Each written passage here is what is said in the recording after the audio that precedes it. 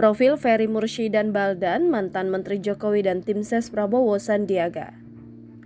Mantan Menteri Agraria dan Tata Ruang, Kepala Badan Pertahanan Nasional Ferry Murshidan Baldan meninggal dunia pada Jumat 2 Desember 2022.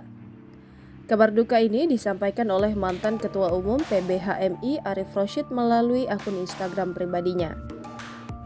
Ferry dikabarkan meninggal dunia usai menghadiri kegiatan Palang Merah Indonesia di sebuah hotel di kawasan Jakarta Selatan.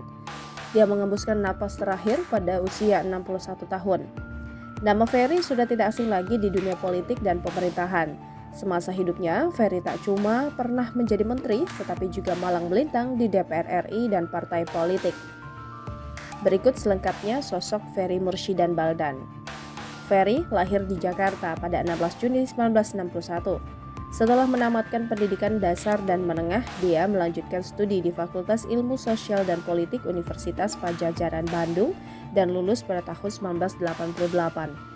Sejak kuliah, Ferry sudah aktif di berbagai organisasi, diantaranya Himpunan Mahasiswi Islam.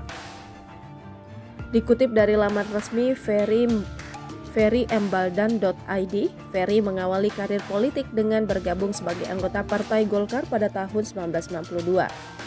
Tak butuh waktu lama, saat itu dia langsung terpilih sebagai anggota MPR RI masa jabatan 1992 hingga 1997 mewakili organisasi pemuda mahasiswa. Setelahnya, Ferry mengikuti pemilu 1997.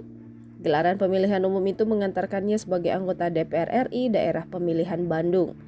Berhasil melenggang ke Senayan, Ferry ditempatkan di Komisi 2 DPR yang membidangi pemerintahan dalam negeri, hukum, kepolisian, dan aparatur negara. Jabatan anggota DPR sedianya diemban Ferry hingga 2002. Namun, tumbangnya rezim Orde Baru menyebabkan percepatan pelaksanaan pemilu sehingga masa jabatan para anggota legislatif berakhir pada 1999. Namun demikian, lewat pemilu 1999, Ferry lagi-lagi terpilih menjadi anggota DPR. Saat itu dia dipercaya duduk di kursi Wakil Ketua Komisi 2. Jabatan tersebut Ferry emban hingga tahun 2004. Selama 5 tahun, dia terlibat dalam penyusunan sejumlah undang-undang seperti Undang-Undang Nomor 22 Tahun 99 tentang Otonomi Daerah, Undang-Undang Nomor 25 Tahun 99 tentang Pertimbangan Keuangan Pusat dan Daerah, dan lainnya. Pada pemilu 2004, Ferry kembali terpilih menjadi anggota DPR. Dia lagi-lagi duduk di kursi Komisi 2.